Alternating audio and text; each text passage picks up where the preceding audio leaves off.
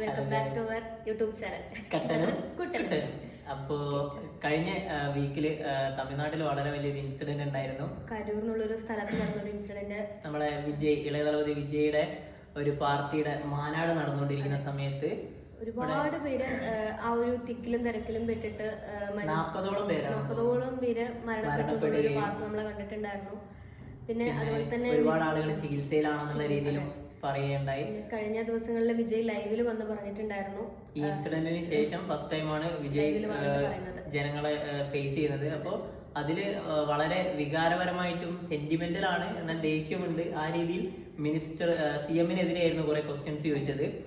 അതായത് അദ്ദേഹത്തിന്റെ പാർട്ടിക്കാരെ മനഃപൂർവ്വം കള്ളക്കേസ് കൊടുക്കുന്നു, സോഷ്യൽ മീഡിയയിൽ ഉൾപ്പെടെ അദ്ദേഹത്തിനെ സപ്പോർട്ട് ചെയ്യുന്ന പാർട്ടി പ്രവർത്തകരെ കള്ളക്കേസിലൊക്കെ കൊടുക്കുന്ന രീതിയിൽ വിജയനോട് എന്തെങ്കിലും ദേഷ്യമുണ്ടോ, അയാൾ ഒരു തെറ്റും ചെയ്തിട്ടില്ല, ജനങ്ങൾ വിശ്വസിക്കുന്നൊക്കെ പറഞ്ഞിട്ട് നോർമൽ രാഷ്ട്രീയ നാടകം പോലെയൊക്കെ ഫീൽ ചെയ്തിട്ടുണ്ട്. പിന്നെ ഇതുപോലെ തന്നെ കഴിഞ്ഞ ഒരു മാനാട് എന്നുള്ളൊരു പരിപാടിക്ക് വിജയ് പറഞ്ഞിട്ടുണ്ടായിരുന്നു, സ്ഥലം മാനാട് എന്നുള്ള പരിപാടി നടക്കുന്ന ടൈമിൽ ഒരു സ്ഥലം നമുക്ക് അവർക്ക് അലോക്കേറ്റ് ചെയ്ത് കൊടുക്കുന്നത് വളരെ കുഞ്ഞു സ്ഥലങ്ങളാണെന്നുള്ള രീതിയിൽ പറഞ്ഞിട്ടുണ്ടായിരുന്നു.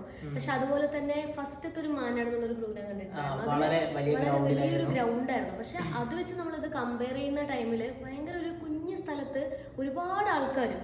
ഈ ഇൻസിഡന്റ് പല ആളുകൾ പല രീതിയിലാണ് ഇതിനെ കാണുന്നത്. ഇപ്പൊ ചില ആളുകൾ പറയുന്നുണ്ട് അതായത് വെൽ പ്ലാൻഡ് ആണ്, അതായത് ഒരു സ്ക്രിപ്റ്റ് എഴുതി ആ സ്ക്രിപ്റ്റിനകത്ത് പറഞ്ഞ പോലെ തന്നെയാണ് അവിടെ സംഭവിച്ചതൊക്കെ. വിജയ് വന്നു, 5 മിനിറ്റിനുള്ളിൽ കറണ്ട് പോകുന്നു, അപ്പൊ തന്നെ അപകടം സംഭവിക്കുന്നു, കുറെ ആളുകൾ മരണപ്പെടുന്നു. നേരെ ഈ ഹോസ്പിറ്റലിൽ പെട്ടെന്ന് തന്നെ മിനിസ്റ്റർ എത്തുന്നു. എല്ലാം ഒരു യാദൃശ്ചികമായിട്ട് പെട്ടെന്ന് സംഭവിച്ച കുറെ കാര്യങ്ങൾ.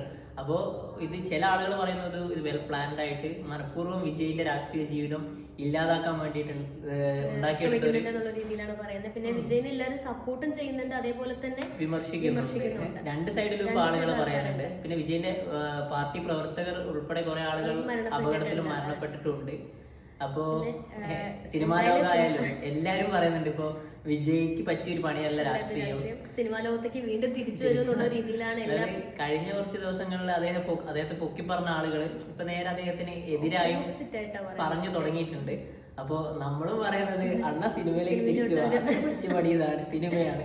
അപ്പോ എന്താണെന്ന് അറിയില്ല, അദ്ദേഹം സത്യാവസ്ഥ എന്താന്നുള്ളത് നമുക്ക് നോക്കാം. ഈ ഇഷ്യൂ എങ്ങനെ സോൾവ് ആവുന്നു, അല്ലെങ്കിൽ ഇതിന്റെ റിസൾട്ട്സ് എന്താണെന്നുള്ളത് നമുക്ക് കണ്ടറിയാം.